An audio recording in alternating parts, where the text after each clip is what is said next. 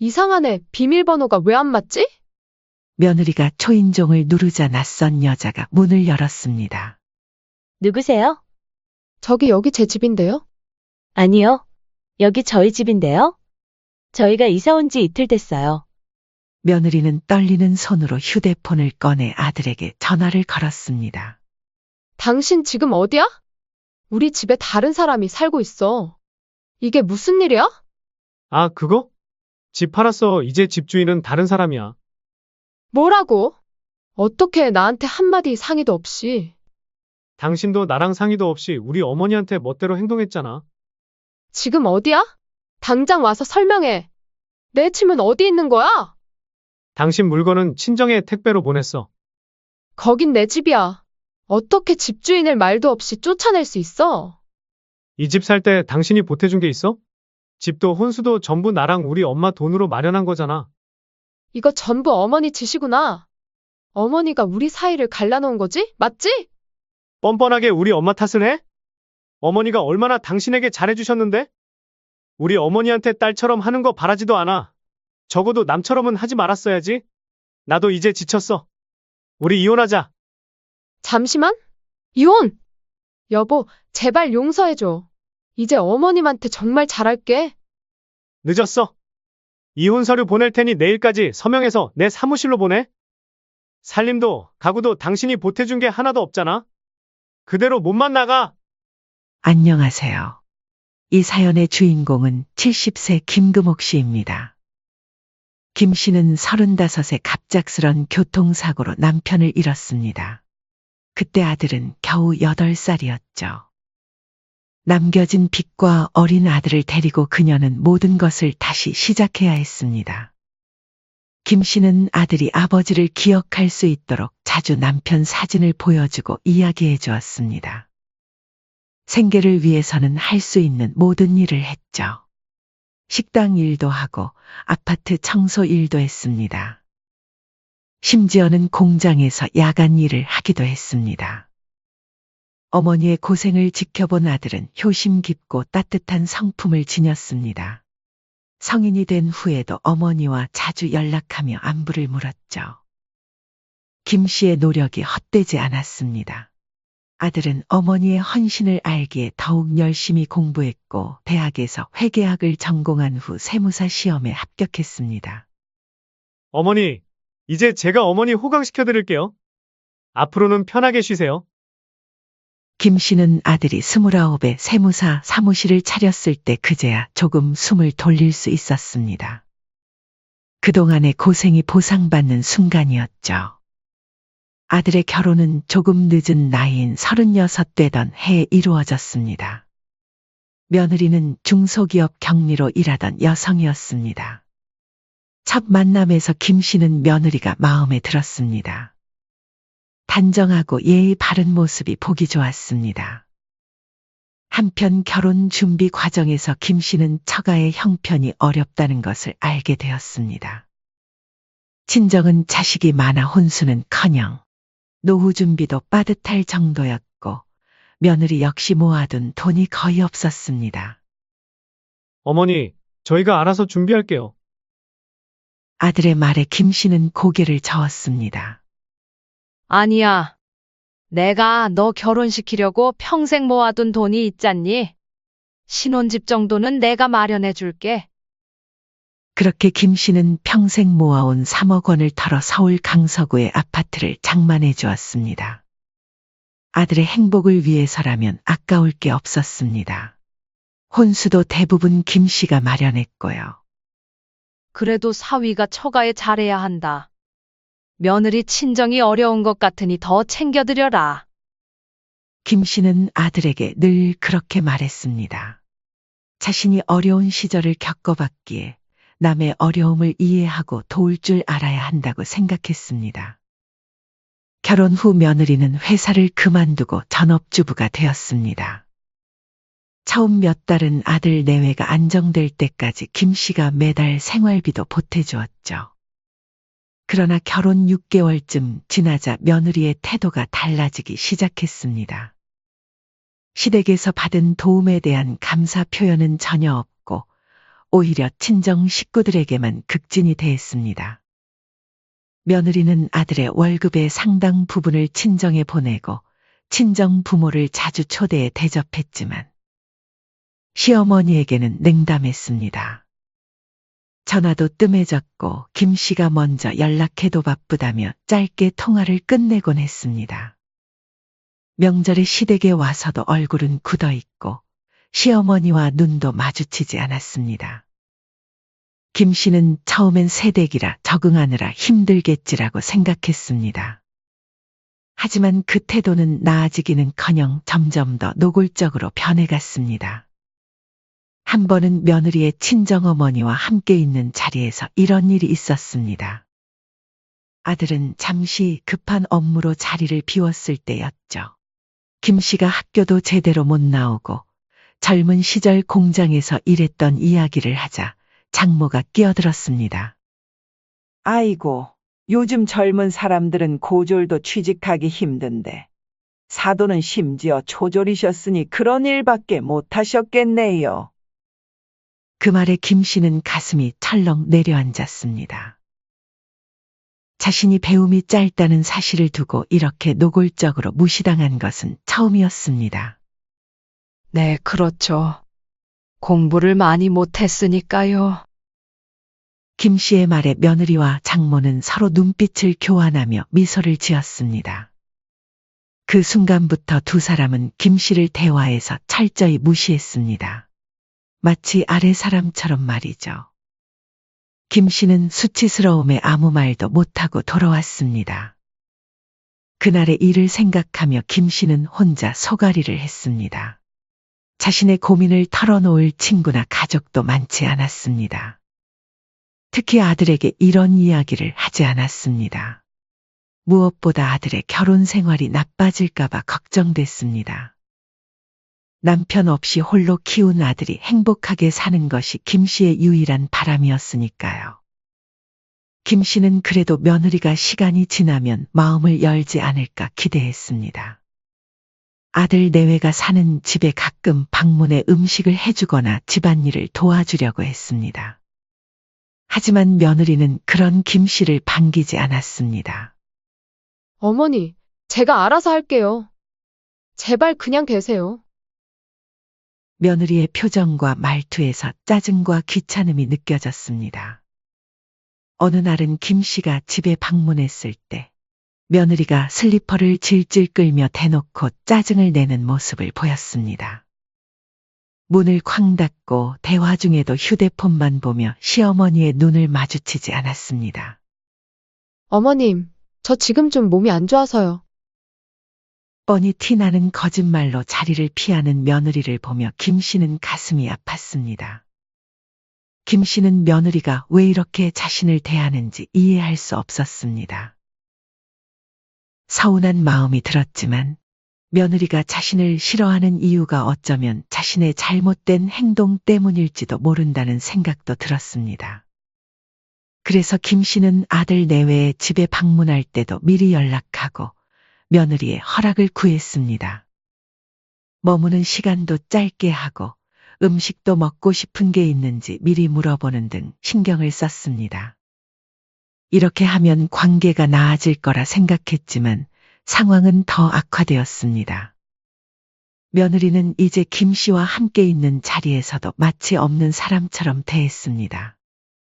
웃고 떠들다가 김 씨가 대화에 끼려고 하면 갑자기 말을 멈추거나 주제를 바꿨습니다. 김 씨는 이런 상황을 견디며 묵묵히 아들의 행복만을 바라며 그저 참고 또 참았습니다. 하지만 인내에도 한계가 있는 법이죠. 그리고 그 한계점은 생각보다 빨리 찾아왔습니다. 어느 날 아들에게 전화가 왔습니다. 평소와 달리 목소리가 무거웠습니다. 어머니, 통장 확인해 보셨어요? 제가 매달 용돈 보내드리는 통장이요. 김 씨는 용돈 통장을 거의 확인하지 않았습니다. 매달 아들이 용돈을 넣어준다고 했지만 정작 이 씨는 그 돈은 꺼내 쓰지 않고 고이 모아 놓기만 했습니다. 아들의 말에 서둘러 통장을 찾아 확인해 보니 2달치 금액이 들어오지 않았습니다. 2달째 안 들어왔구나. 근데 괜찮아. 나는 크게 돈 나갈 데도 없잖니. 너희 살림에 보탰어. 아들은 한숨을 깊게 내쉬었습니다. 또 아내가 깜박했나 보네요. 잠시 침묵이 흘렀습니다. 하. 아내가 어머니 용돈은 왜 자꾸 까먹고 안 보내는지 모르겠어요. 최근에는 제 허락도 없이 생활비 통장에서 100만 원을 빼서 장모님 명품 코트를 사드렸더라고요. 그걸로 대판 싸웠어요.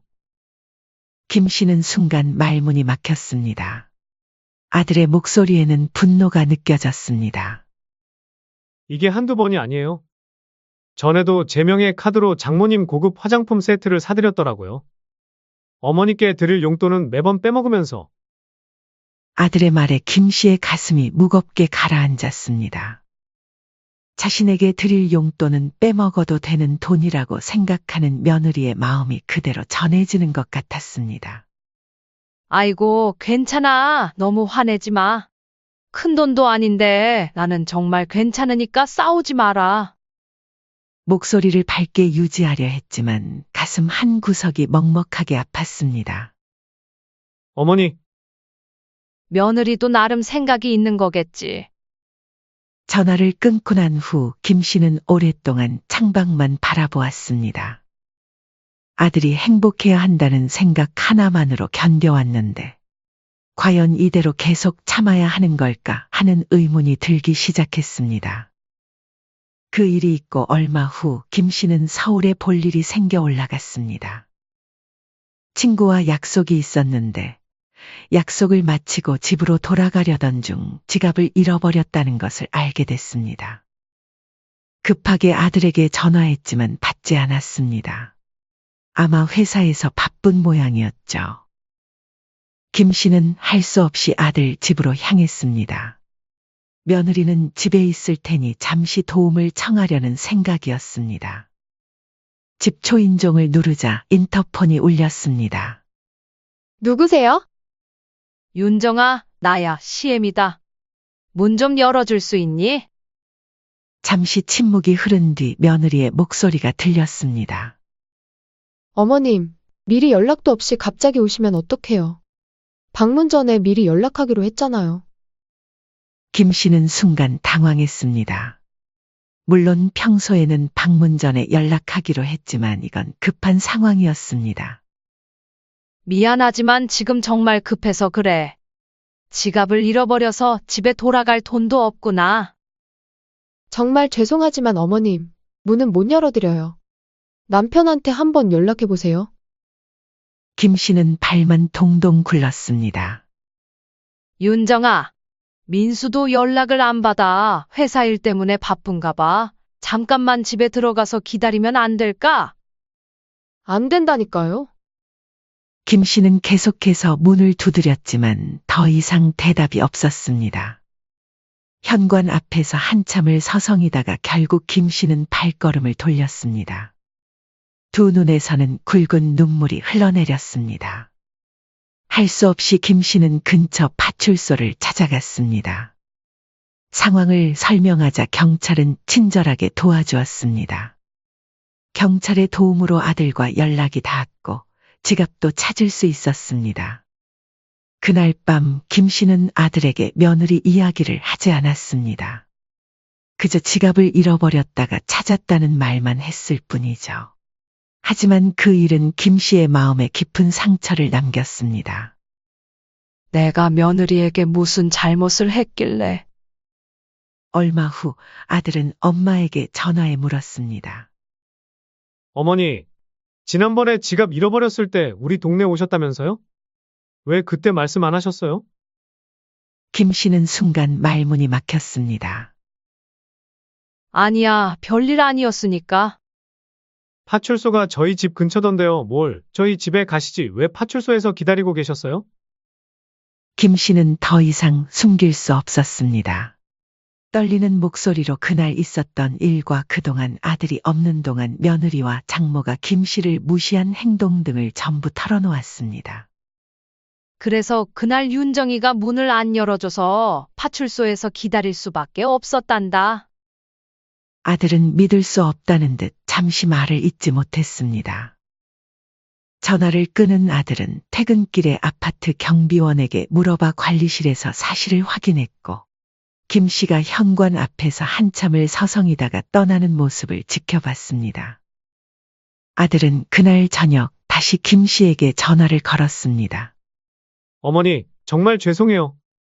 제가 그날 회사에서 전화를 못 받는 동안 아내가 어머니한테 그런 짓을 할 줄은? 아들은 그날 집에 돌아가 며느리에게 물었다고 합니다. 처음에는 부인하던 며느리가 결국 시어머니가 왔었다고 인정했다고요. 어머니, 제가 물었더니 우리 아내가 말이 어머님이 777 못하게 지갑을 잃어버린 게 문제지. 내가 뭘 잘못했어요? 누가 보면 내가 심한 짓이라도 한 줄 알겠네. 시댁이잖아요? 당신도 없는데 내가 굳이 열어드릴 의무는 없죠? 지갑도 찾고 무사히 돌아갔으면 된 거 아니에요? 라고 하더라고요. 그 말을 들은 김 씨의 눈에서 눈물이 왈칵 쏟아졌습니다. 그동안 참아왔던 서러움이 한순간에 폭발한 것입니다. 민수야, 더 이상은 못 참겠어. 내가 며느리한테 뭘 그렇게 잘못했니? 너희 집 마련해주고, 혼수도 다 해주고, 생활비까지 보태주고, 나는 그저 너희가 행복하게만 살길 바랐을 뿐인데. 김 씨의 흐느낌 소리에 아들도 가슴이 아팠습니다. 그동안 묵묵히 참아온 어머니의 고통을 이제야 제대로 보게 된 것입니다. 어머니, 정말 죄송해요. 아내가 어머니와 사이가 좋지 않다는 건 어림짐작으로 알았지만 설마 이 정도일 줄은 몰랐어요. 제 앞에서는 이 정도까지는 아니었어서 그동안 어머니가 얼마나 서운하셨을지 미처 신경 쓰지 못했어요. 저 이대로는 억울해서 못 참아요. 아들의 목소리가 달라졌습니다. 민수야, 뭘 어떻게 하려고? 어머니, 저도 이제 아내랑 장모님 생각만 하면 진저리가 나요. 아내는 제가 버는 족족 친정에다 퍼주고 어머니는 제대로 챙겨주지도 않고 매일 이걸로 아내랑 싸우는 것도 지쳐요. 아들의 말에서 분노와 결의가 느껴졌고, 김 씨도 더 이상 바보같이 당할 수는 없다는 생각이 들었습니다. 며칠 후 아들이 어머니를 찾아왔습니다. 어머니, 결심했어요. 이제는 제 방식대로 복수하려고요. 아들은 자신이 세운 계획을 어머니에게 이야기했습니다. 그것은 아이러니하게도 며느리와 장모를 동남아 여행에 보내는 것이었습니다. 보너스를 탔다고 말하고 아내와 장모님을 동남아 여행에 보낼 거예요. 그동안 우리가 해야 할 일이 있어요. 김 씨는 아들의 계획이 무엇인지 정확히 이해할 수 없었지만 아들의 단호한 모습에서 이번에는 뭔가 다르다는 느낌을 받았습니다. 대체 무슨 계획이길래 그러니? 어머니, 저 한번 믿어보세요. 제가 아내랑 장모님 콧대를 확 꺾어드릴게요. 그리고 어머니한테 그동안 한 짓들 다 용서를 빌도록 만들 거예요.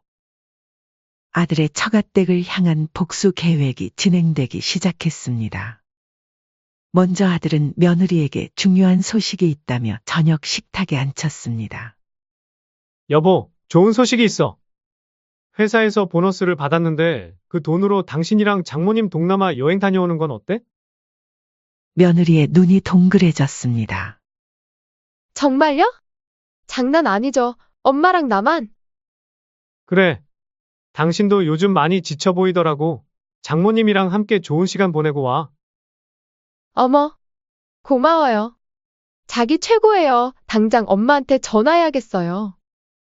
며느리는 아이처럼 박수를 치며 기뻐했습니다. 자신이 시어머니에게 했던 행동들은 까맣게 잊은 채 말이죠. 아들은 그런 아내를 바라보며 인자하게 웃었습니다. 하지만 그 미소 뒤에는 엄청난 계획이 숨겨져 있었습니다. 며느리와 장모는 여행 준비에 들떠 있었습니다. 며느리는 쇼핑을 하러 다니며 새 옷을 사기도 하고 여행 가이드북을 읽으며 계획을 세우기도 했습니다. 드디어 출발 당일 아들은 며느리와 장모를 공항까지 배웅했습니다. 두 사람은 들뜬 모습으로 아들에게 마지막 인사를 했습니다. 두 사람이 출국장으로 사라지자마자 아들은 휴대폰을 꺼내 어머니에게 전화를 걸었습니다. 어머니, 이제 시작해요. 시간이 많지 않아요.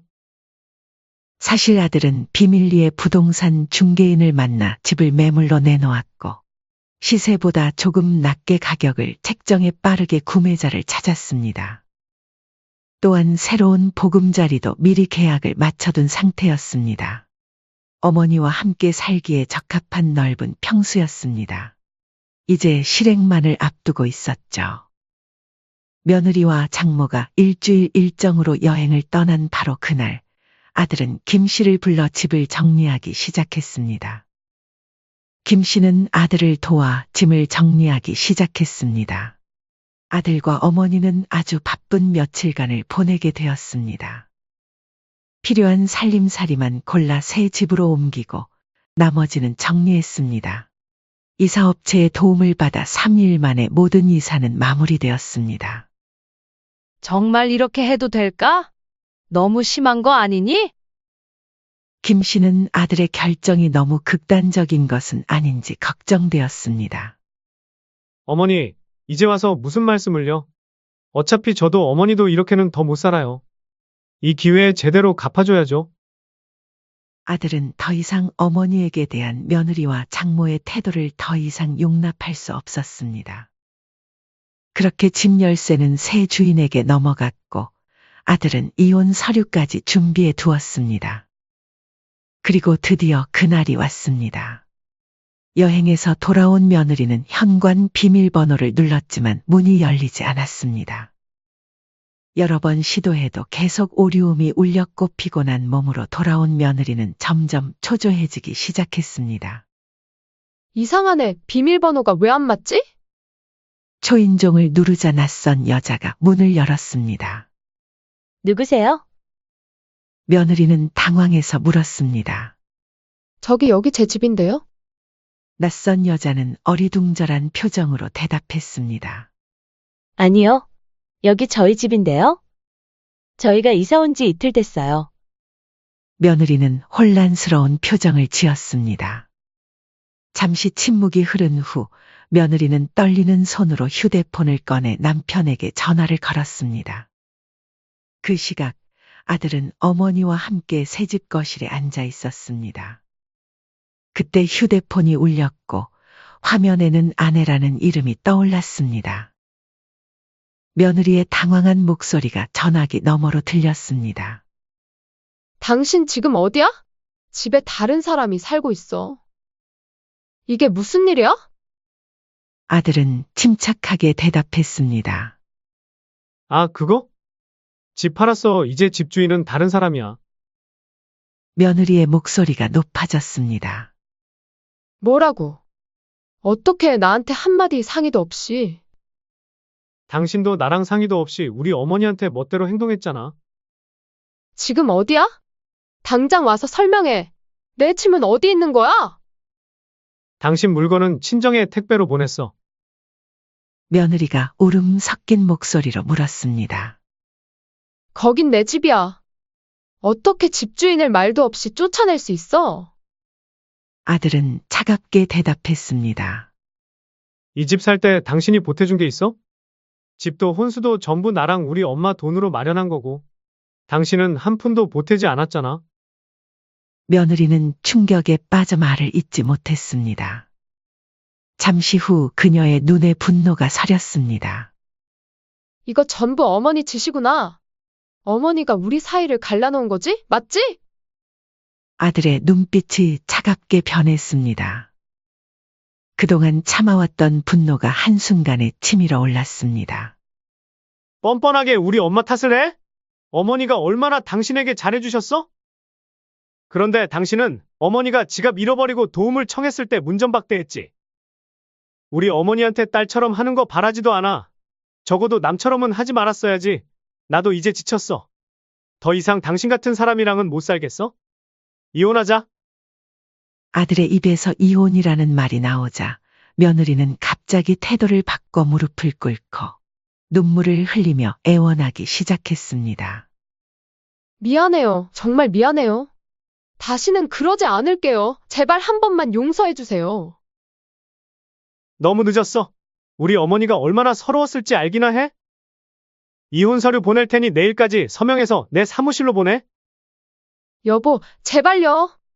우리 다시 시작해요. 어머님한테 정말 잘할게요. 내가 잘못했어요. 살림도 가구도 당신이 보태준 게 하나도 없잖아. 그대로 몸만 나가. 그 이후에 아들과 김씨, 며느리와 장모는 카페에서 사자대면을 했습니다. 며느리는 계속해서 용서를 구했지만 아들의 마음은 확고했습니다.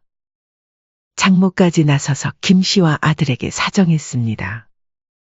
아니, 이서방 이렇게 갑자기 어떻게 우리 딸이 잘못한 게 있다면 앞으로 고치면 되잖나. 이러지 말게나.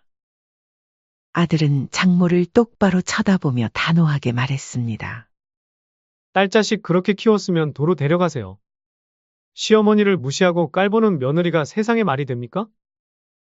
아들에게 말이 통하지 않자 장모는 김씨의 팔을 붙잡고 애원하기 시작했습니다. 사돈, 아들 좀 말려주세요. 이혼이라니요. 부모로서 자식들 이혼은 막아야 하지 않겠습니까? 장모의 말에 김씨가 드디어 입을 열었습니다. 아니요. 이런 결혼 생활이면 차라리 갈라서는 게 나아요. 참 그리고 사돈도 저를 초등학교만 졸업했다고 무시하셨죠? 그런 일밖에 못하셨겠네요라고요. 며느리가 누구한테 배운 버르장머리인지 잘 알겠네요. 김씨는 이어서 말했습니다. 비록 저는 사돈보다 가방끈은 짧지만 적어도 자식 하나만큼은 잘 키웠네요. 장모는 창백해진 얼굴로 입을 다물었습니다. 자신의 말이 그대로 돌아온 것이었으니까요. 며느리는 계속해서 애원했습니다. 눈물로 화장이 번져 얼굴이 엉망이 되었지만 그녀는 아랑곳하지 않고 계속 매달렸습니다. 아들은 차갑게 대답했습니다. 아들은 차갑게 대답했습니다. 그리고 더 이상 할 말이 없다는 듯 아들은 자리에서 일어났습니다. 어머니를 무시한 사람과는 더 이상 한 지붕 아래 살 수 없어. 우리 모자 앞에 다시 얼씬도 하지 마. 그 말을 남기고 아들은 카페를 나섰습니다. 뒤에서 며느리가 계속 이름을 부르며 울부짖었지만 김씨와 아들은 돌아보지 않았습니다. 한편 김씨는 아들의 뒤를 따라 카페를 나오면서 마음이 무거웠습니다. 자신 때문에 아들의 결혼 생활이 깨지는 것 같아 가슴 한 구석이 아팠지만 동시에 아들이 자신의 편이 되어준 것이 매우 고마웠습니다. 민수야, 나 때문에 이혼까지 하게 되어 정말 미안하구나. 아들은 어머니를 안아주며 미소 지었습니다. 괜찮아요. 어머니, 이제 우리끼리 행복하게 살아요. 더 이상 어머니가 서러움 당하는 일 없게 할게요. 김씨의 눈에 눈물이 고였습니다. 그것은 서러움의 눈물이 아닌 오랜만에 느끼는 안도감과 행복감의 눈물이었습니다. 이제 새로운 시작이 그들을 기다리고 있었습니다. 아들과 어머니 둘만의 평온한 일상이 시작된 것입니다. 그렇게 아들은 며느리와의 관계를 깔끔하게 그리고 단호하게 정리했습니다.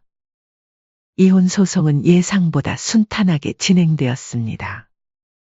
아들은 법적으로 자신과 어머니에게 유리한 조건을 철저히 준비했습니다.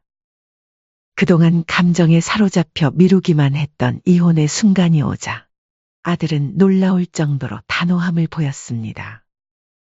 결혼 생활 중 재산 형성에 기여한 바가 없고 가정 내 의무를 소홀히 했으며 배우자와의 합의 없이 고액의 금전을 임의로 사용한 사실이 입증되었습니다. 법원에서 판사의 말이 떨어졌을 때 며느리는 고개를 푹 숙인 채 서 있었습니다. 며느리가 내세울 수 있는 변명은 없었습니다. 결국 이혼은 며느리에게 매우 불리한 조건으로 합의되었습니다. 김 씨는 이 모든 과정을 지켜보며 복잡한 감정을 느꼈습니다. 한편으로는 아들의 결혼이 깨진 것에 대한 안타까움이 있었지만 다른 한편으로는 그동안 받았던 서러움에서 벗어났다는 후련함도 있었습니다. 그나마 아이가 생기기 전에 갈라선 게 다행이겠지. 아이가 있었다면 이 모든 상황이 얼마나 더 복잡해졌을지 생각만 해도 머리가 아팠습니다. 이혼 후 며느리는 어디론가 떠났습니다. 소문에 따르면 시어머니를 괴롭히다가 이혼당한 며느리라는 뒷말이 그녀를 항상 따라다녔습니다. 특히 시어머니를 무시하고 문전박대했다는 이야기는 주변 사람들의 입에 오르내렸습니다. 소문은 빠르게 퍼져 며느리는 사회적으로 고립되었고 이전처럼 당당하게 살기 어려워졌다고 합니다. 시대가 아무리 변해도 며느리가 시어머니를 그렇게 대하면 업보가 돌아오는 거지. 이제 김 씨와 아들은 서울의 새 아파트에서 함께 생활하게 되었습니다. 처음에는 시골에서만 살았던 김 씨가 서울 생활에 적응하기 어려웠습니다. 복잡한 지하철 노선, 빽빽이 들어선 고층 건물들, 익숙하지 않은 주변 환경 때문에 헤맬 때가 많았습니다. 하지만 아들은 인내심을 갖고 어머니가 서울 생활에 적응할 수 있도록 도왔습니다. 점차 김 씨는 서울 생활에 익숙해졌습니다. 아파트 단지 내 경로당에도 나가게 되었고 그곳에서 또래 친구들도 사귀었죠. 주변 탐방도 하며 동네 구석구석을 알아가는 재미도 있었습니다. 어머니, 서울 사람 다 되셨네요. 저보다 더 잘 다니시는 것 같아요. 아들은 어머니의 변화에 놀라워했습니다. 그리고 어머니의 활기찬 모습을 보며 기뻐했습니다. 김 씨는 이제 자신을 위한 시간도 갖기 시작했습니다. 복지관에서 운영하는 노래교실에 다니게 되었고 늦은 나이에 컴퓨터도 배우게 되었습니다. 초등학교만 겨우 졸업했던 김 씨에게 공부는 평생 가지고 있던 오랜 수건과도 같았습니다. 김 씨의 컴퓨터 실력이 늘어나자 아들은 어머니에게 노트북을 선물했습니다. 김 씨는 그곳에 매일 조금씩 자신의 생각과 감정을 기록하기 시작했습니다. 처음에는 서툴렀지만 점차 재미를 붙이게 되었습니다. 어머니, 배우시는 게 참 빠르시네요. 역시 우리 어머니 머리도 좋으셔. 그래? 내가 어릴 때는 공부를 더 하고 싶었는데 집안 형편이 안 좋아서 일찍 학교를 그만뒀거든. 이제라도 뭐든 배우니 좋구나. 두 사람은 각자의 일과를 나누며 대화를 나눴습니다. 가끔은 아들의 회사 이야기, 가끔은 김 씨의 경로당 친구들 이야기로 웃음꽃이 피었습니다. 민수야, 내가 이렇게 좋은 아들을 두다니 정말 복이 많은 것 같아. 어머니가 저를 잘 키워주셔서 그렇죠. 이제는 제가 어머니 행복하게 해드릴 차례예요. 시간이 흐르며 김 씨는 점차 과거의 상처에서 벗어나 당당한 모습을 찾아갔습니다. 이제 그녀는 더 이상 자신을 초라하게 여기지 않았고 남에게 무시당하던 자신의 모습도 잊어갔습니다. 대신 자신의 삶을 스스로 꾸려나가는 주체적인 어머니로 바뀌었습니다. 이제는 나를 위해 살아야지. 그동안은 너무 남을 위해서만 살았어. 아들과 함께하는 평화로운 일상 속에서 김 씨는 조용하지만 단단한 인생을 다시 시작했습니다. 이 이야기를 여러분에게 전해드리고 싶었습니다. 저처럼 며느리에게 무시당하는 분들 제발 참지들 마세요. 정당한 방법으로 본인의 권리를 찾는 것도 중요해요. 제 긴 이야기를 들어주셔서 고맙습니다. 더 이상 시대가 변했고 무조건 참고 견디는 것이 미덕이 아닌 시대가 된 것을 모두가 알기를 바라는 김 씨의 속 깊은 마음이었습니다. 사연은 여기까지였습니다. 구독, 좋아요, 댓글은 영상 제작에 큰 힘이 됩니다. 인생의 쉼표를 구독, 시청해 주셔서 감사합니다. 어머니, 당장 집으로 가요? 집으로 돌아오자 며느리는 평소처럼 미소를 지으며 나왔습니다. 여보, 오늘 좀 늦게 오셨네요. 어머, 어머님도 같이 오셨네요? 아들은 노커 파일과 메모를 며느리 앞에 내던졌습니다. 당신, 이게 다 뭐야? 당신이 어머니를 요양원에 보내려고 계획한 거 맞아. 그리고 이 집을 차지하려고 했다는 것도? 그게 무슨 말이에요? 여보, 오해해요.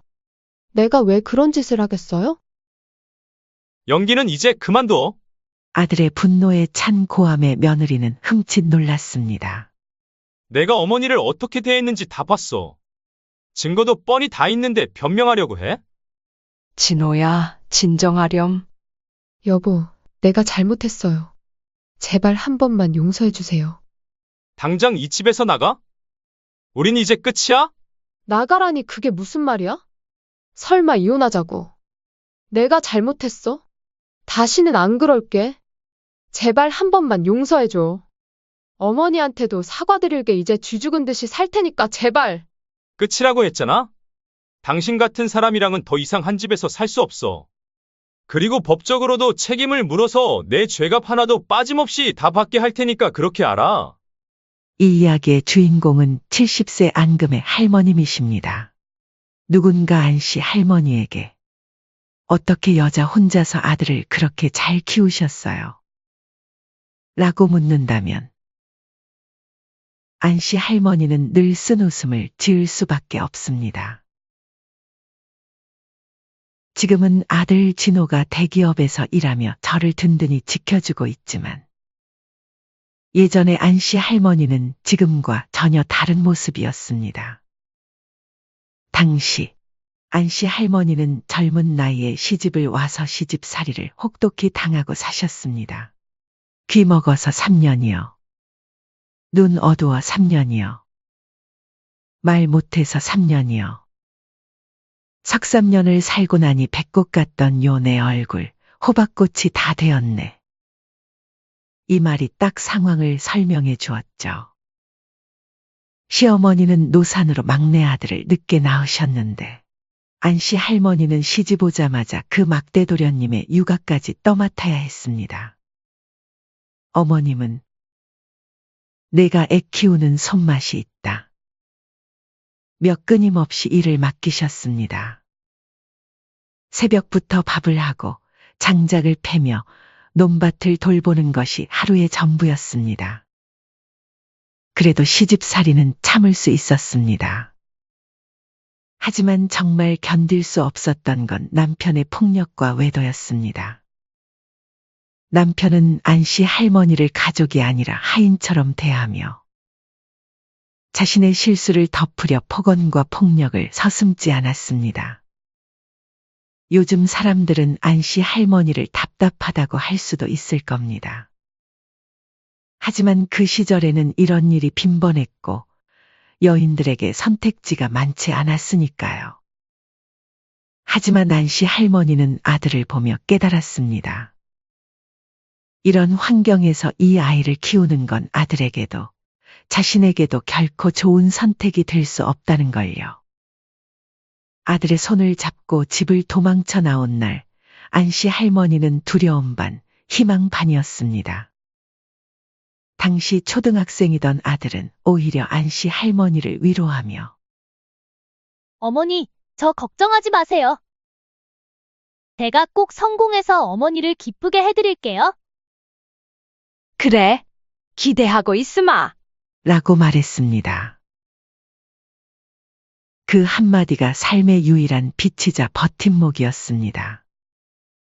안씨 할머니는 중학교 졸업도 미처 하지 못했지만 아들을 위해서는 무슨 일이든 할 수 있었습니다. 식당 주방에서 설거지를 하고 청소부로 새벽을 시작하며 낮에는 요구르트 배달과 화장품 방문 판매까지 겸했습니다. 손이 트고 갈라져도 설거지를 멈출 수 없었고 발목이 붓고 아파도 서빙 일을 포기할 수 없었습니다. 그렇게 번 돈은 한 푼도 허투루 쓰지 않았습니다. 월급은 꼬박꼬박 적금에 넣었고 시장 막바지에 나가 시든 채소를 싸게 사서 김치를 담그며 반찬 값을 아꼈습니다. 난방비를 아끼려 연탄불을 지피고 장작을 쪼개 넣어 쓰기도 했습니다. 옷은 골목시장 세일 기간을 기다려 샀고 달걀 하나라도 조금 더 저렴한 곳을 찾아다녔습니다. 이런 절약과 노력 덕분일까요? 10년 전 안씨 할머니는 서울 근교의 작은 아파트를 장만할 수 있었습니다. 개발 소식조차 없던 그곳은 운 좋게도 지하철이 들어서면서 집값이 크게 올랐습니다. 아들이 대학에 합격했을 때도 모아둔 돈으로 등록금을 낼 수 있었기에 얼마나 감사했는지 모릅니다. 아들은 안씨 할머니의 노력을 누구보다 잘 알았습니다. 허튼 짓 한 번 없이 착실하게 자란 아들은 공부도 잘했지만 무엇보다 주변 사람들을 배려할 줄 아는 따뜻한 아이였습니다. 명문대에 입학하고 대기업에 취직한 후에도 그 마음은 변함이 없었죠. 아들이 대기업에 입사한 날 아들은 이렇게 말했습니다. 어머니, 이제 제가 대기업에 취직했어요. 앞으로는 제가 어머니를 지킬게요. 이제 그만 쉬셔도 돼요. 그 순간의 기쁨과 안도감은 지금도 잊을 수 없습니다. 그렇게 아들은 회사에서도 능력을 인정받으며 빠르게 승진했고 더없이 자랑스러운 아들로 자랐습니다. 아들 진호가 번듯난 대기업에 다니면서도 결혼할 생각은 커녕 연애조차 하지 않아 걱정이 많은 때였습니다. 그러던 어느 날 아들이 소개팅으로 만난 여자가 있다며 조심스럽게 이야기를 꺼냈습니다. 같은 지역 은행에서 근무하는 사람이라고 했습니다. 어머니, 수진이라고 요즘 만나는 사람 있어요. 정말 괜찮은 사람이에요. 저도 드디어 결혼하고 싶은 사람이 생긴 것 같아요. 진호의 목소리는 설렘으로 가득 차 있었습니다. 안씨 할머니는 솔직히 너무 이른 거 아닌가 하는 생각이 들었습니다. 만난 지 채 6개월도 되지 않은 시점에서 결혼을 이야기하니 걱정이 앞섰죠. 그러나 아들이 그렇게까지 간절히 원하니 결국 그의 뜻을 받아들였습니다. 처음 뵙겠습니다, 어머님. 오빠한테 듣던 대로 정말 고우세요. 며느리 수진이는 첫인상부터 나쁘지 않았습니다. 예쁘고 쾌활한 외모에 밝고 활발한 성격으로 사람을 기분 좋게 만드는 매력이 있었죠. 이래서 아들이 빠졌구나 단박에 알 수 있었습니다. 며느리는 결혼 준비를 하면서도 안씨 할머니를 배려하는 듯한 모습을 보여주어 안심하려고 애썼습니다. 하지만 안씨 할머니는 어딘가 묘하게 찝찝한 기분을 떨칠 수 없었습니다. 아들이 결혼한 뒤 안씨 할머니는 홀로 남은 삶에 익숙해지려 애썼습니다. 아들은 결혼 전부터 어머니와 함께 살기를 원했지만 안씨 할머니는 단호히 거절했습니다. 신혼부부가 시어머니를 의식하고 불편하게 지낼까 걱정한 때문입니다. 진호야, 너희는 너희끼리 잘 살아라. 나는 원래 살던 대로 지내기면 되니 걱정하지 말아라. 그렇게 각자의 삶을 정리하면서 지내던 어느 날 뜻밖의 이야기가 나왔습니다. 신혼집 마련에 어려움을 겪고 있던 아들 부부가 계속해서 임시 거처를 전전하며 고생하던 중 며느리가 아들에게 시어머니 댁에 같이 살며 우리가 모시는 것은 어떠냐고 합가를 제안했다는 말이었습니다. 며느리가 먼저 나랑 같이 살자고 했다고? 네, 맞아요. 수진이가 엄마 되게 좋아하잖아요. 요즘 며느리들은 시어머니랑 같이 살기를 원하지 않는다던데. 며느리가 먼저 이런 이야기를 꺼낸 것이 안씨 할머니는 의아했습니다. 하지만 이를 들은 아들은 몹시 신나서 어머니를 설득했고 결국 안씨 할머니는 자신의 서울 아파트에서 아들 부부와 함께 살기로 했습니다. 며느리는 결혼 후 처음에는 상냥하고 공손한 태도로 안씨 할머니를 대했습니다. 어머님, 이런 건 제가 다 챙길게요. 어머님은 그냥 편히 쉬세요. 라며 세심하고 다정한 며느리처럼 행동했습니다. 아들이 함께 있는 자리에서는 시어머니를 극진히 모시고 아끼며 완벽한 아내 역할을 수행했습니다. 그러나 아들이 출근하면 며느리의 진짜 모습이 드러났습니다.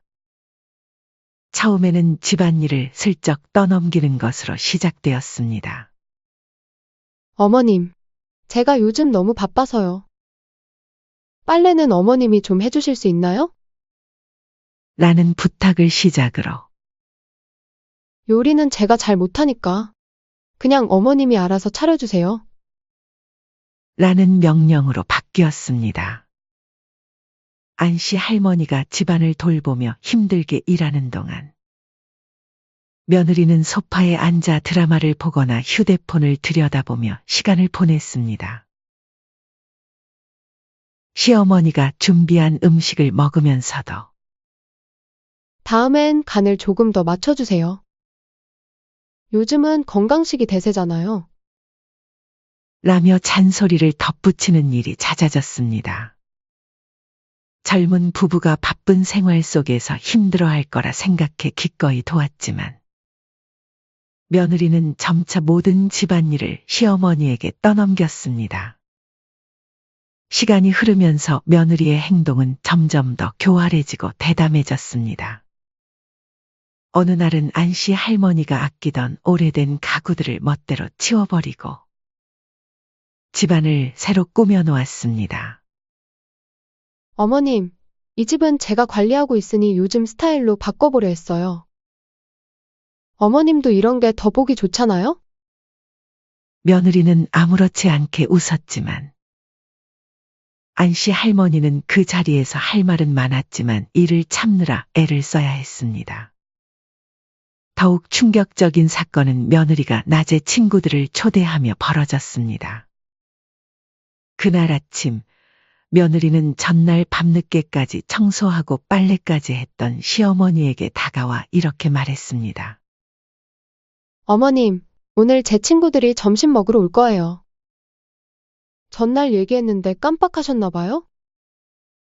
점심 준비랑 간식거리도 좀 부탁드릴게요. 친구들이? 갑자기 당일에 말하면 너무 당황스러운데. 어머님, 건망증이 심해지시나 봐요. 제가 분명히 말씀드렸는데 신혼집이면 집들이도 해야죠. 아무리 시어머니라도 집에 제 친구들도 못 오게 하는 건 너무하신 거 아니에요? 안씨 할머니는 어제 그런 말을 들은 적이 없다는 걸 분명히 기억했지만 아침부터 며느리와 실랑이를 벌이고 싶지 않아 말없이 부엌으로 향했습니다. 그런데 몇 시간이 지나 친구들이 도착하자 거실에서 들려오는 며느리의 목소리가 더욱 날카로워졌습니다. 어머님, 아직 안 나가셨나요? 제가 아침에 친구들 온다고 말씀드렸잖아요? 그 말을 듣는 순간 안씨 할머니는 온몸이 굳는 듯한 충격을 받았습니다. 자신이 집주인임에도 불구하고 마치 얹혀 사는 사람처럼 내쫓기고 있는 현실이 믿기지 않았습니다. 하지만 며느리의 친구들 앞에서 크게 뭐라고 한다면 그 자리에서 자신을 시집살이시키는 못된 시어머니로 몰아갈 것이 뻔할 것입니다. 하지만 며느리는 거기서 그치지 않았습니다. 어머님, 제발 좀 빨리요. 친구들이 다 와서 기다리고 있잖아요. 얘들아, 이거 다 내가 만든 거야. 아침부터 힘들어 죽는 줄 알았다, 얘. 많이 먹어. 심지어 며느리가 괜히 친구들 앞에서 체면을 구길까봐 자신이 정성스레 만든 음식을 며느리가 손수 준비한 것처럼 이야기하는 걸 듣자 가슴 한구석이 찢어지는 것 같았습니다. 그 뒤에 안씨 할머니는 말없이 집을 나섰습니다. 한여름 뙤약볕 아래 갈 곳 없이 집 근처 공원을 맴돌며 안씨 할머니는 자신의 처지를 한탄했습니다. 돌아오는 길, 안씨 할머니는 서러움에 눈물을 삼키며 걸음을 옮겼습니다. 하지만 이보다 더 결정적인 사건은 따로 있었습니다. 어느 날 외출을 하고 돌아오시던 안씨 할머니는 집 현관문 앞에서 소란스러운 소리를 듣게 되었습니다. 바로 며느리와 친구의 통화 소리였습니다.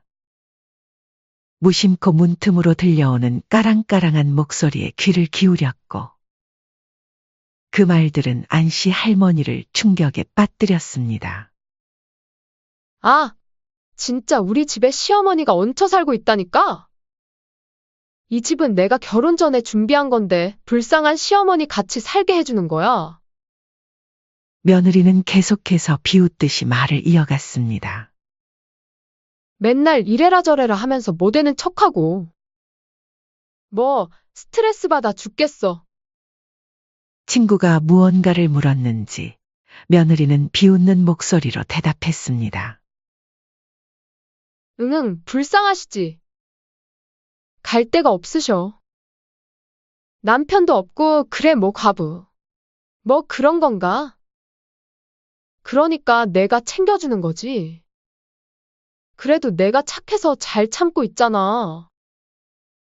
얹혀 살면서 또 이거저거 시키기만 해봐. 핑계 하나 잡아서 확 쫓아내야지. 그 말을 듣고 안씨 할머니는 손발이 떨리는 충격에 사로잡혔습니다. 이 집은 분명 자신이 평생 일하며 모은 돈으로 마련한 집이었습니다.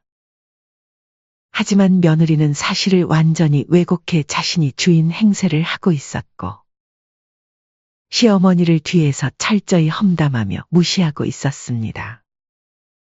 그 순간 안씨 할머니는 참을 수 없는 배신감을 느꼈습니다. 손발이 떨리고 가슴이 답답해져 잠시 숨을 고르며 마음을 진정시키려 했습니다.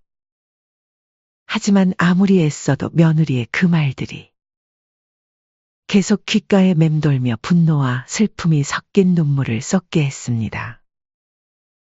안씨 할머니는 아들에게 이 모든 것을 털어놓고 싶은 충동을 느꼈지만 진호의 결혼 생활이 깨질까 두려워 결국 아무 말도 하지 못했습니다.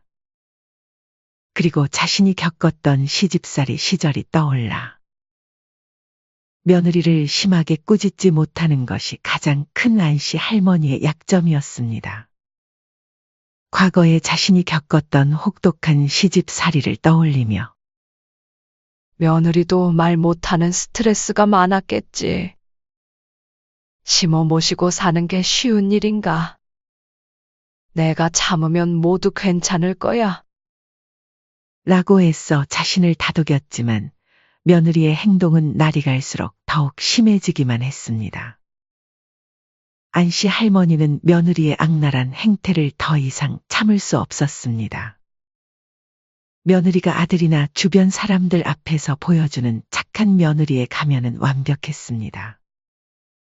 며느리는 동네 주민들 앞에서도 시어머니 자랑을 늘어놓고 우리 어머님은 꼭 친정어머니 같아요. 맘 같아선 엄마라고 부르고 싶다니깐요. 라고 입에 올리곤 했습니다. 심지어 아들조차도 어머니, 우리 수진이가 어머니를 정말 잘 모시잖아요. 사이도 좋으신 것 같아서 다행이에요. 보기 좋아요. 라며 웃을 정도로 석없이 믿고 있었습니다.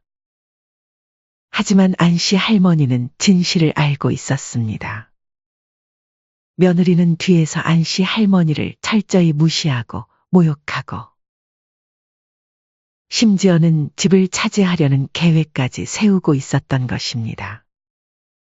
평소와 다름없이 지내던 어느 날 며느리가 외출하며 화장대 구석에 아무렇지 않게 두고 간 메모를 우연히 보게 되었습니다.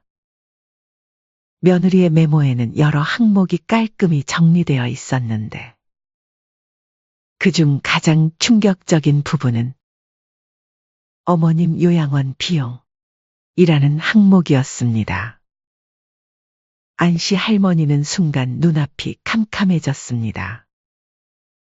그 메모에는 요양원을 알아본 흔적이 담긴 구체적인 목록과 예상 비용이 나열되어 있었습니다. 예산 계획과 요양원 입소 후 집 관리비 절감 내용도 있었고 메모의 하단에는 며느리가 직접 적은 것으로 보이는 대담한 문구가 적혀 있었습니다. 요양원 들어가시면 집 완전 내 거. 눈치 안 보고 내 맘대로 가능. 남편 설득 중요. 어머님 고집 피우면 건강 핑계대며 설득 시작. 안씨 할머니는 메모를 읽으며 숨이 멎을 듯한 충격을 받았습니다. 이 문구는 단순한 메모가 아니라 누가 보더라도 시어머니를 요양원에 보내 집을 차지하려는 며느리의 속셈을 적나라하게 드러낸 증거였습니다. 더구나 집 완전 내 거. 눈치 안 보고 내 맘대로 가능.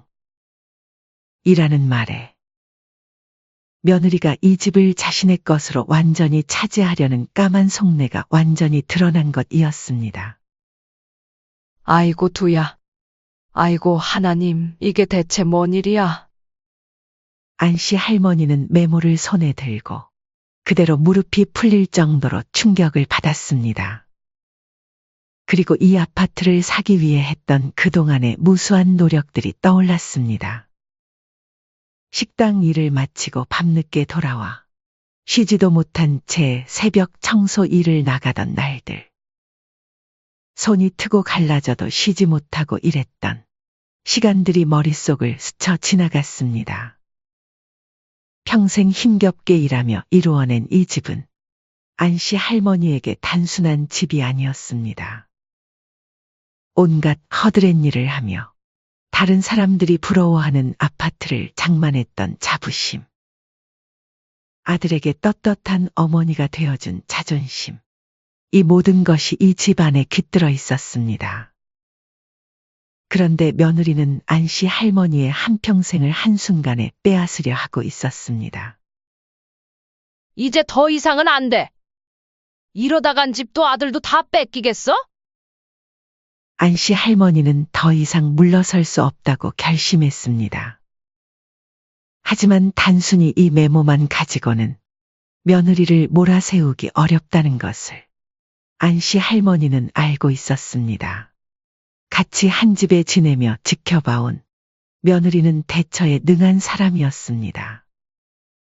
며느리는 어머님 건강이 걱정돼서 알아본 거예요. 라며 메모의 맥락을 교묘히 바꾸고 오히려 며느리 자신을 효심 깊은 며느리로 포장할 가능성이 컸습니다. 오히려 시어머니를 나쁜 시어머니로 몰아갈 뿐 아니라 정신 이상까지 꾸며낼 만한 인물이었습니다. 안씨 할머니는 며느리의 속내를 증명할 더 확실한 증거를 찾아야만 했습니다. 안씨 할머니는 고민 끝에 한 가지 묘안을 생각해냈습니다. 안씨 할머니는 며칠 전 홈쇼핑에서 본 홈캠이 떠올랐습니다. 그리고 며느리가 집 구석구석은 신경 쓰지 않는다는 점을 이용하기로 했습니다. 안씨 할머니는 대형마트에서 산 작은 홈캠을 거실 책장 구석, 화분 뒤, 장식장 사이에 교묘하게 설치했습니다. 며느리는 매일 화장을 고치고 옷매무새를 다듬느라 바빴지만 청소나 구석진 곳은 한 번도 신경 쓰지 않았기에 카메라가 발각될 리는 없었습니다. 며칠 후 며느리는 평소처럼 시어머니를 구박하며 집안일을 떠넘기기 시작했습니다. 어머님, 빨래할 때 섬유유연제 넣으라고 했잖아요. 늙어서 기억력도 떨어지나 봐요? 며느리는 한숨을 쉬며 비아냥거리는 태도로 말했습니다. 안씨 할머니는 차분히 그 말을 듣고 있었지만 가슴 속에서는 수치심과 분노가 끓어올랐습니다. 하지만 이제는 모든 것이 증거로 남는다는 생각에 안씨 할머니는 차분히 대응할 수 있었습니다. 그날은 밖에서 안 좋은 일이 있었는지 며느리의 언행이 유독 심했습니다. 어머님, 정말 치매 아니세요? 병원 알아봐 드릴까요? 제가 옷은 여기다가 놓으면 안 된다고 했잖아요. 안씨 할머니의 자존심을 짓밟는 며느리의 말들이 쏟아졌습니다. 예전 같았으면 안씨 할머니도 한마디쯤 덧붙였겠지만 이번에는 차분히 고개를 끄덕이며 대답했습니다. 미안하다. 내가 조심할게. 안씨 할머니가 아무 말 안 하고 듣기만 하자 기고만장해진 며느리는 점점 더 선을 넘게 폭언을 하기 시작했습니다.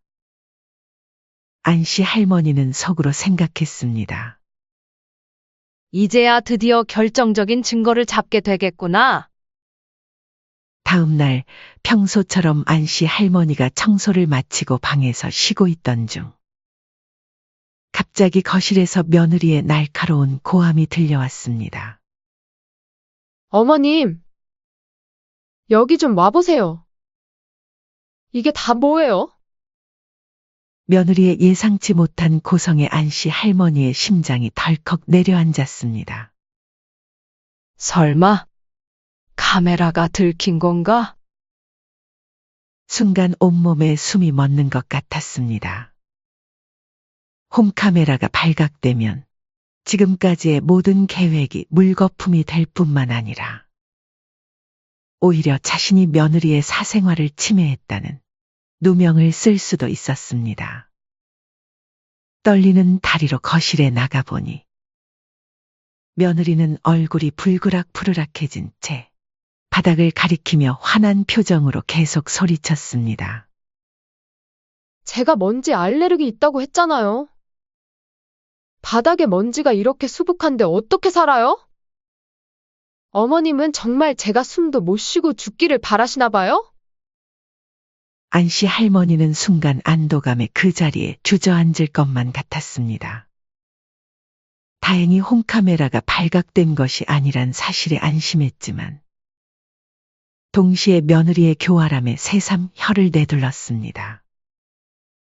방금 전까지 꼼꼼히 청소했던 바닥이었기에 며느리의 이런 트집 잡기가 더욱 가혹하게 느껴졌습니다. 안씨 할머니는 아무 말 없이 고분고분 빗자루를 들고 청소를 시작했습니다. 일주일 동안 안씨 할머니는 녹화된 영상을 확인했습니다. 홈카메라에는 며느리의 폭언, 집안일을 떠넘기는 모습, 그리고 며느리가 집에서 시어머니를 쫓아내려는 듯한 언행이 고스란히 담겨 있었습니다. 심지어 며느리가 자신이 마치 집의 주인인 양 행세하는 모습까지 녹화되어 있었습니다. 이제 진호에게 보여줄 만한 증거가 충분하구나. 안씨 할머니는 비로소 깊은 숨을 내쉬며 결단을 내렸습니다. 며느리의 이중적인 모습과 악랄한 계획이 모두 담긴 이 증거들을 이제는 아들에게 보여줄 때가 되었습니다. 다음 날 안씨 할머니는 아들의 회사 앞을 찾았습니다. 퇴근길에 회사를 나오는 아들을 보자마자 그녀는 눈물을 흘리며 아들의 팔을 붙잡았습니다. 진호야, 어머니, 여기까지 어쩐 일이세요? 엄마가 참으려고 했는데 이젠 안 되겠다. 엄마 좀 도와줘. 며느리가 나한테 무슨 짓을 했는지 너도 알아야 해. 눈물이 안씨 할머니의 볼을 따라 흐르며 말끝마다 떨림이 섞여 있었습니다. 깜짝 놀란 아들은 어머니를 부축해 근처 카페로 데려갔습니다. 안씨 할머니는 떨리는 손으로 가방에서 홈카메라 녹화 파일과 수진이 남긴 메모를 꺼냈습니다. 아들은 화면을 보며 경악을 금치 못했습니다. 어머니 치매 아니세요? 라며 비아냥거리는 며느리의 목소리가 영상 속에서 선명하게 들렸습니다. 그 외에도 며느리가 안씨 할머니를 구박하며 무시하는 장면이 고스란히 담겨 있었습니다. 그리고 메모까지 이 모든 것은 명백히 며느리가 이 집을 차지하기 위해 어머니를 내쫓으려는 계획임을 보여주고 있었습니다. 어머니, 이런 일이 있으셨다니. 왜 이제야 말씀하신 거예요? 아들의 목소리가 떨렸습니다.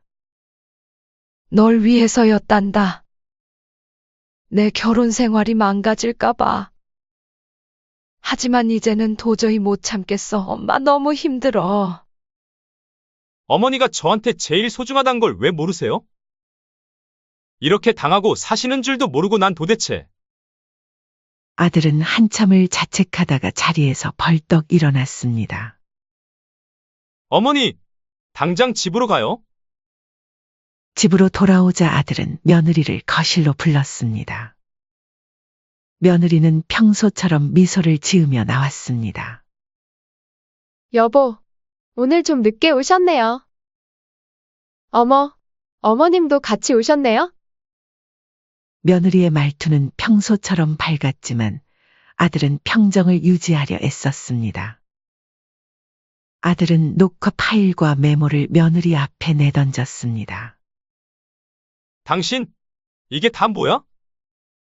당신이 어머니를 요양원에 보내려고 계획한 거 맞아. 그리고 이 집을 차지하려고 했다는 것도? 며느리는 당황한 기색을 감추며 능청스럽게 웃었습니다. 그게 무슨 말이에요? 여보, 오해예요. 내가 왜 그런 짓을 하겠어요?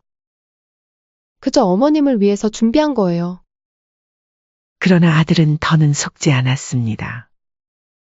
아들의 목소리는 단호했습니다. 연기는 이제 그만둬. 아들의 분노에 찬 고함에 며느리는 흠칫 놀랐습니다. 내가 어머니를 어떻게 대했는지 다 봤어. 이 악마 같은 여자야. 이 집은 어머니가 평생 고생해서 마련한 집이야. 근데 너가 여기서 집주인 행세하며 어머니 학대해놓고 증거도 뻔히 다 있는데 변명하려고 해. 안씨 할머니는 아들의 분노하는 모습에 마음이 아팠습니다. 진호야, 진정하렴. 아들의 단호한 태도와 증거 앞에서 며느리는 더는 거짓말을 이어갈 수 없었습니다. 며느리는 울음을 터뜨리며 아들의 다리에 매달렸습니다. 여보, 내가 잘못했어요. 제발 한 번만 용서해 주세요. 하지만 아들의 눈빛은 차가웠습니다. 당장 이 집에서 나가? 우린 이제 끝이야? 나가라니 그게 무슨 말이야? 설마 이혼하자고. 여보, 내가 잘못했어. 다시는 안 그럴게. 제발 한 번만 용서해줘. 어머니한테도 사과드릴게. 이제 쥐 죽은 듯이 살 테니까 제발. 하지만 아들은 흔들리지 않았습니다. 아들은 며느리 눈물에 단 한치도 마음이 움직이지 않았습니다. 끝이라고 했잖아? 우린 이제 가족도 아니고 당신 같은 사람이랑은 더 이상 한 집에서 살 수 없어. 그리고 우리 어머니를 저렇게 괴롭힌 사람과 더는 말도 섞기 싫어. 당장 짐 싸. 그리고 법적으로도 책임을 물어서 내 죄값 하나도 빠짐없이 다 받게 할 테니까 그렇게 알아? 며느리는 어쩔 수 없이 짐을 싸고 집을 떠나야 했습니다. 아들은 곧바로 변호사를 찾아 이혼 소송을 진행했습니다. 며느리의 모든 악행이 명백한 증거로 남아 있었기에 법정에서 그녀는 한 푼의 재산도 나눠받을 수 없었습니다. 오히려 위자료를 추가로 지급해야 한다는 판결이 내려졌습니다. 그뿐만 아니라 아들은 며느리를 어머니 학대 혐의로 형사 고발했습니다. 경찰 조사와 재판이 이어지며 이 모든 일이 며느리의 지인들과 이웃들에게도 전부 알려지게 되었습니다. 수진 씨 그렇게 착한 척 하더니 시어머니를 몰래 학대했다며? 남편한테 이혼당하고 지금 완전 빈털터리거지래. 빚도 졌다던데. 며느리는 친구들과 이웃들로부터 외면당했고 그녀를 믿고 따르던 사람들조차 전부 떠나갔습니다. 결혼 후 일을 그만두었던 며느리는 막대한 위자료와 벌금, 형사소송의 비용까지 모두 감당해야 했습니다. 며느리는 더 이상 경제적으로도 사회적으로도 설 자리가 없었습니다. 작은 반지하 방에서 홀로 살아가야 했고, 생계를 위해 하루에 여러 개의 아르바이트를 전전하며 근근히 버텨야 했습니다. 며느리는 꿈꿨던 야망은 산산조각이 났고, 삶은 몰락의 길로 접어들었습니다. 며느리는 스스로의 선택이 초래한 결과로 인해 뼈저린 후회를 했지만 이미 너무 늦은 때였습니다. 아들은 이 모든 일을 마무리한 뒤 어머니에게 무릎을 꿇고 사죄했습니다. 어머니, 제가 어머니를 지켜드리지 못했어요. 정말 죄송합니다. 못난 아들 어머니 고생만 시키네요. 앞으로는 절대 그런 일이 없게 할게요. 안씨 할머니는 아들을 위로하며 말했습니다. 됐다. 내가 무지한 것도 있었어. 참는 것만이 다 좋은 건 아니었는데 말이야. 이제 우리 둘이서 잘 살아보자. 내가 내 곁에 있으니 난 더 바랄 게 없다. 아들은 어머니와 함께 살며 진정으로 그녀를 모시겠다고 다짐했습니다. 안씨 할머니는 비록 많은 고난을 겪었지만 이제는 평화롭고 행복한 일상을 되찾았습니다. 두 모자는 이제 새로운 시작을 다짐하며 평화롭고 행복한 일상을 되찾았습니다. 한편 모든 일이 마무리되어 갈 무렵 생각지도 못한 일이 벌어졌습니다. 며느리의 친정어머니가 초췌한 모습으로 안씨 할머니를 찾아온 것입니다. 사돈, 제발 우리 딸 좀 살려주세요. 친정어머니는 현관문이 열리자마자 그 자리에 무릎을 꿇었습니다. 며칠 새 살이 쪽 빠진 얼굴이었습니다. 평소 곱게 차려입기로 유명하던 사돈은 머리도 단정치 않았고 앙상한 얼굴로 엉엉 울었습니다. 비록 이혼해서 남이 되긴 했어도 한때는 며느리였고 가족이지 않았습니까? 부디 형사고발만큼은 다시 생각해 주세요. 우리 딸이 감옥 가고 전과자가 되는 것만큼은 제발 한 번만 봐주세요. 친정어머니는 안씨 할머니의 손을 붙잡고 애원했습니다. 제가 다 죄인입니다. 딸 잘못 키운 제가 죄인이에요. 잡아갈 거면 절 잡아가세요. 우리 딸은 말을 잇지 못하고 흐느끼는 친정어머니를 보며 안씨 할머니는 마음이 복잡해졌습니다. 분명 며느리의 행동은 용서할 수 없는 것이었습니다. 하지만 눈앞에서 딸의 앞날을 위해 애원하는 어머니의 모습은 안씨 할머니의 마음을 흔들어 놓았습니다. 저 어머니의 심정도 내 마음과 다르지 않을 텐데. 이를 들은 아들은 며느리를 절대 용서하지 말라 했습니다. 그도 그럴 것이 안씨 할머니를 괴롭힌 것도 모자라 집까지 빼앗으려 했으니까요. 하지만 한편으로는 젊은 나이에 전과자가 된다면 앞으로의 인생이 얼마나 험난할지 그 생각이 자꾸만 맴돌았습니다. 내가 용서하면 내 아들 진호가 또 얼마나 섭섭해할까. 하지만 이대로 가면 저 어머니의 가슴에 평생 대못을 박는 거나 다름없을 텐데. 안씨 할머니는 깊은 한숨을 내쉬었습니다. 여러분이라면 어떻게 하시겠어요? 며느리의 모든 잘못을 용서하고 형사고발을 취소해줘야 할까요? 아니면 이대로 끝까지 가야 할까요? 전 아직도 망설여지네요. 이게 참 쉽지 않은 결정인 것 같아요. 복수는 달지만 용서는 더 큰 용기가 필요한 것 같네요. 답을 찾기가 쉽지 않습니다. 좋은 의견 있으시면 댓글로 꼭 한 말씀 부탁드립니다. 사연은 여기까지였습니다. 시청해 주셔서 감사합니다.